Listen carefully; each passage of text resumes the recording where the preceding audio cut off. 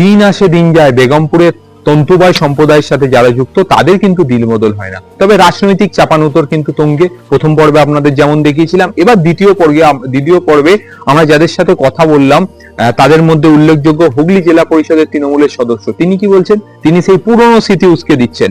তিনি বলছেন যে হ্যান্ডলুম এবং পাহাড়লুমের এই গন্ডগোলের জন্য কিন্তু তদানীন্তন সিপিএম সরকার দায়ী, তাই সিপিএম সরকারের থেকে নতুন করে আর কিছু শিখবো না।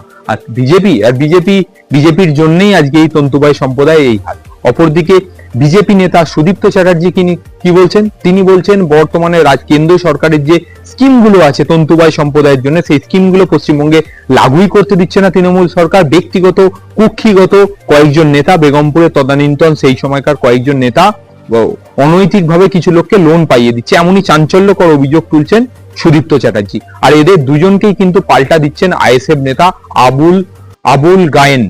তিনি বলছেন যে বিজেপি এবং তৃণমূল এরা কিন্তু দুজনেই সমান, এরা কিন্তু কেউ কিন্তু শিল্প সম্বন্ধে কেউ কিন্তু কথা বলেন, এরা হলো দুজনেই শিল্প বিরোধী, এরা হলো বিজেমূল। আর এই বিষয় নিয়ে বেগমপুরের যে তাঁতের যে এই হাল, এই বিষয়টাকে নিয়ে আইএসএফ এর যিনি চেয়ারম্যান নওশাদ সিদ্দিকী, এই বিষয়টা আমরা নওশাদ সিদ্দিকীকে জানাচ্ছি।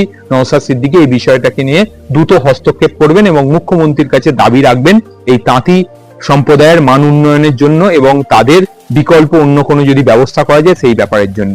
তবে এই রাজনৈতিক চাপানুতরের মধ্যে কিন্তু হাল ফিরবে ওই মানুষগুলোর। এই বিষয় নিয়ে আপনারা কি জানাচ্ছেন জানান কমেন্ট বক্সে। ক্যামেরায় শৈলীর সাথে সোমনাথের রিপোর্ট, channel news Bangla TV, Begampur. তাঁতের সুতোনাতা করার যা মজুরি, মানে এই যে তাঁতের বিম থেকে যে সমস্ত তৈরি হয় তার যা মজুরি গন্ডা পড়ে আজকে বাজার তুলনায় কিছুই নয়, খুবই কম।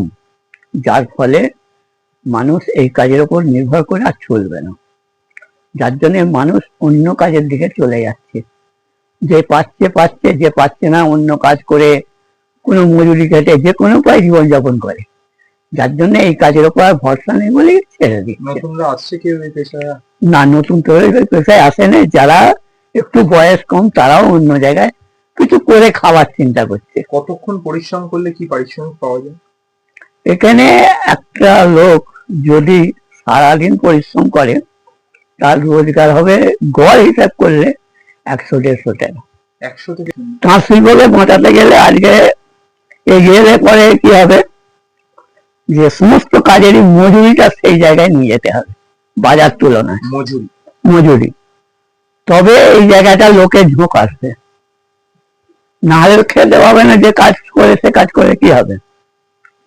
আজকে আমাদের এখানে বেগমপুরে নানান কিছু কাজ এসেছে বলে মানুষ ওই জায়গা দুটো খাচ্ছে চলে যাচ্ছে।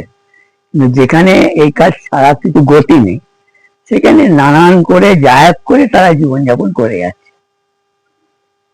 এই হচ্ছে প্রতিবেদন। মজুরি বাজার তুলনায় সে কোনো জায়গায় পায় না। আমার নাম? আমার নাম কার্তিক শীল।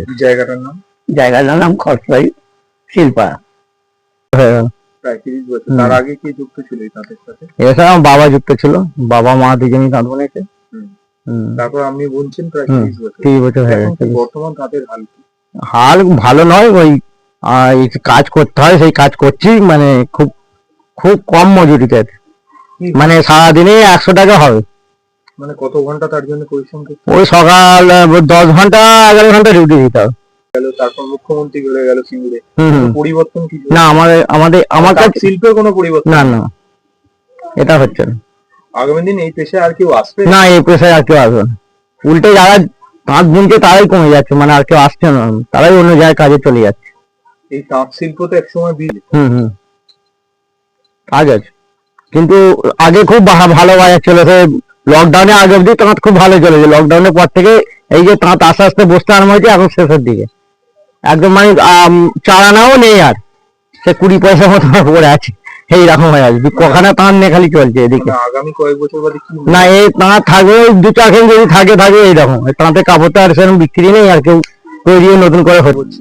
তাঁতের সুতোর দাম শুধু নয়, ভারতবর্ষে সব দামেরই বাজারের বছরে বছরে সেগুলো বাড়ে। এটা কোনো নতুন ঘটনা নয় যে সুতোর দাম বাড়বে না।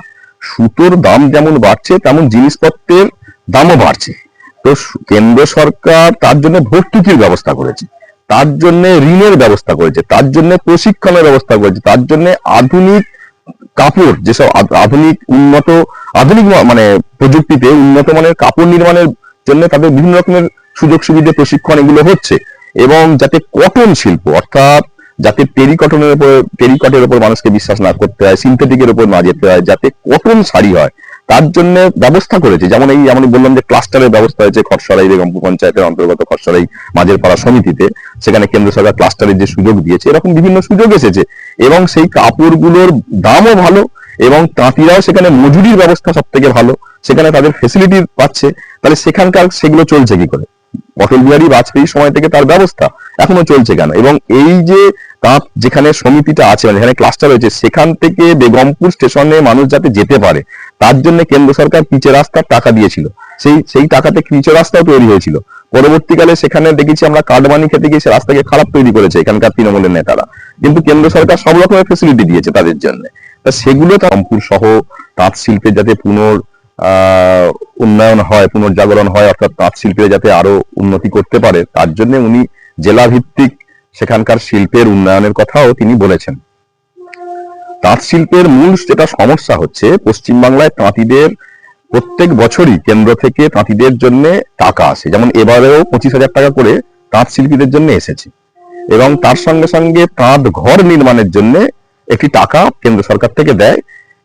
এবং তাঁতের যে হস্ত তাঁত, সেই হস্ত তাঁতও দেওয়া হয়। কিন্তু দুর্ভাগ্যের বিষয়, কেন্দ্রের বিজেপি সরকার যে হস্ত তাঁতের জন্য টাকা হ্যান্ডলুম ডেভেলপমেন্ট ডিপার্টমেন্টকে, ওয়েস্ট বেঙ্গলকে দিল, তাইতে দেখা গেল আমাদের বেগমপুরে যখন তাঁতগুলো এসে পৌঁছলো, কেন্দ্রের টাকা তৈরি করা, রাজ্য সরকার তৈরি করে যে তাঁত পাঠালো, সেই তাঁতগুলো বুনো গাছের কাঠের তাঁত, যে তাঁত বোনার নয়, তাঁতগুলো ভেঙে যাচ্ছে। লরি থেকে নামানোর পর সেগুলো বেগমপুর নায়ের করে যখন নামালো রাস্তার ধারে, সেগুলো আস্তে আস্তে ভেঙে যাচ্ছে। মানুষ বাড়ি নিয়ে গিয়ে সে তাঁত খাটাতে পারলো না, তাঁতগুলোকে লাস্টে তাদেরকে ফেলে দিতে হলো বা পুড়িয়ে ফেলতে হলো, রান্নার কাজে লেগে গেল।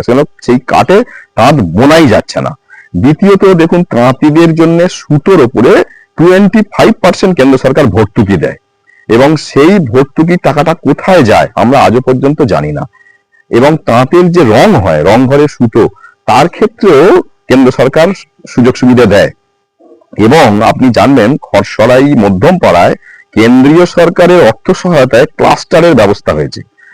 সেখানে তাঁতিরা যাতে কোনো রকম ক্ষতিগ্রস্ত না হয়, তার জন্য অনেক রকমের বেনিফিটের ব্যবস্থা আছে, এবং তাদেরকে রোজ দেওয়া হয়। কোনো কাপড়ের উপরে 400 টাকা, কোনো কাপড়ের উপরে আরো বেশি টাকা রোজ আছে। এবং তারা সেই কাপড় যে উৎপাদন করছে, সেই কাপড় বিক্রি, সেই কাপড় যাতে বিভিন্ন ভারতবর্ষের মানুষের কাছে পৌঁছতে পারে, তার ব্যবস্থা আছে। তাই কেন্দ্রের বিজেপি সরকারের এদিক থেকে কোনো রকম অসহযোগিতা নেই। কিন্তু পশ্চিমবাংলায় যে বিষয়, তাঁতিরা তার 25,000 টাকা করে যে প্রত্যেক বছরেই আসে, সেই টাকা পায় না।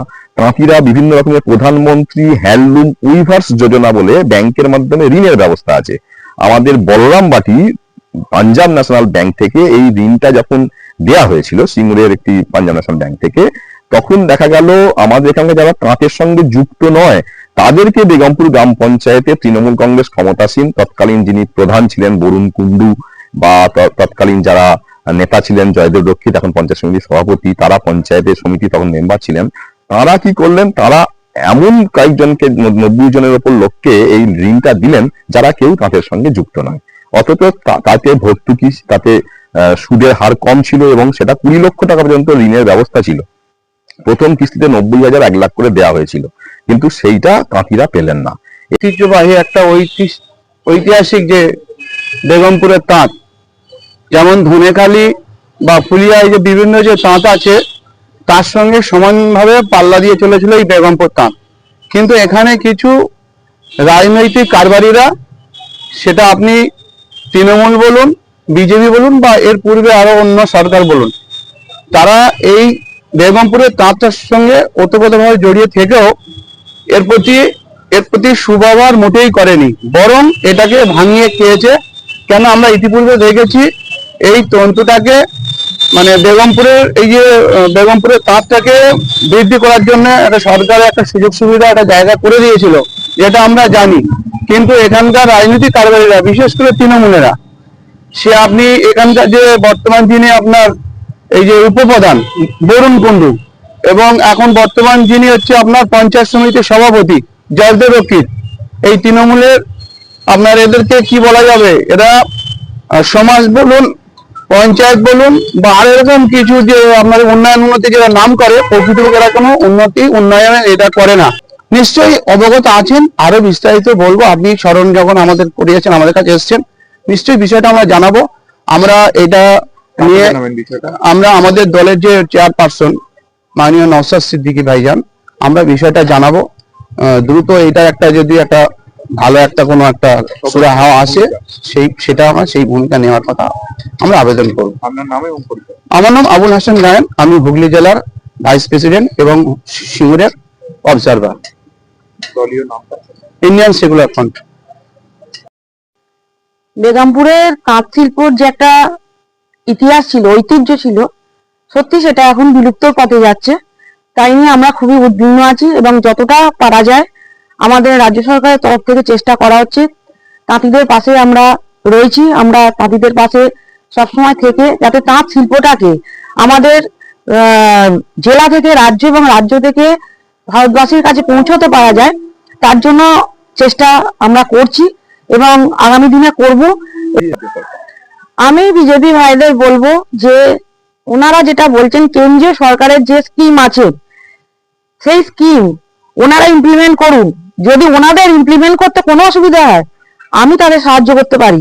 যদি কোনো জায়গায় ওই স্কিম একটা তাঁতিদের দিয়ে তার সুবিধাজনক হয়, আমি তো বলবো কেন্দ্রীয় সরকারের জিএসটির কারণে যে সুতোর দাম বেড়েছে, তার জন্য তাঁতিরা অসহায় হয়ে পড়ছে। কেন্দ্রীয় সরকারের কর্পোরেটদের তেল মারার জন্য যে আমাদের যে লোকাল যে শিল্প, সেটা নষ্ট হচ্ছে। পুরো একটা মারাত্মক একটা ঘটনা ঘটে, যেখানে হস্তচালিত তাঁত আর মেশিনারি তাঁতের সাথে একটা দ্বন্দ্ব লাগে, যে মেশিনারি তাঁত মানে পারলুম চালানো যাবে না। এবং তৎকালীন সেই সময় সিপিএম সরকার, বামফ্রন্ট সরকার তৎকালীন কিন্তু সেই সময় তাদের সাহায্য করেছিল, যারা পারলুম চালাচ্ছে তাদের সাহায্য করেছে। এবং যারা হস্তশিল্প তাঁত, একটা পারলুমে একদিনে অনেকটা পরিমাণ কাপড় বেরোয়, আর একটা পারলুমে একটা হস্তচালিত তাঁতে একদিনেতে সে একটা কাপড় তৈরি করতে পারে। তো সাধারণ ন্যাচারাল ভাবেই সেটা মার্কেট বাজারে পারলুমের তাঁতের শাড়ির দাম কম এবং একটা হাতে বোনা তাঁতের শাড়ির দামটা বেশি, সেখানে তাঁতিরা মজুরি পাচ্ছিল না। সেই জায়গায় কিন্তু বামফ্রন্ট সরকার এবং আমাদের স্থানীয় নেতাদের সহযোগিতায় সেখানে কিন্তু একটা যে বিরাট ঘটনা ঘটলো, সেখানে কিন্তু পারলুম যারা ছিলেন, পারলুম যাদের তাঁত ছিল, তাদেরকে সহযোগিতা করেছেন এবং সেখানে ধরে ধরে যারা হস্তচালিত তাঁত বোনেন তাদেরকে কিন্তু জেলে পাঠানো হয়েছে। আমি অপর্ণা দাশগুপ্ত, আমার বাবার নাম অজয় সেন, উনিও জেল খেটেছেন হ্যান্ডলুম পারলুমের জন্য, কারণ উনি নাকি পারলুম পুড়িয়েছেন। সেই এতে ব্যক্তিগত আক্রোশ বা বিভিন্ন আক্রোশের মাধ্যমে এই ইস্যুটাকে নিয়ে ওনারা কিন্তু একটা বড় জায়গায় নিয়ে গেছেন। পরবর্তীকালে কেসে হেরে যায় এবং ওনারা কিন্তু তাদের সম্মানটা ফিরে পান। কিন্তু সেই সময় ওনারা ধরে বেগমপুর থেকে ওনারা সকলকে কেস দিয়েছেন এবং জেলে পাঠিয়েছেন। তো ওনাদের এই কথাটা বলার মুখে সাজে না যে 34 বছরে বেগমপুরে তাঁত শিল্পের জন্য ওনাদের কোনো সহযোগিতা ছিল, বরঞ্চ ওনারা সহযোগিতা করেছেন যারা পারলুম চালাতো তাদেরকে। আপনার নাম এবং? আমার নাম অপর্ণা দাশগুপ্ত, জেলা পরিষদ সদস্য।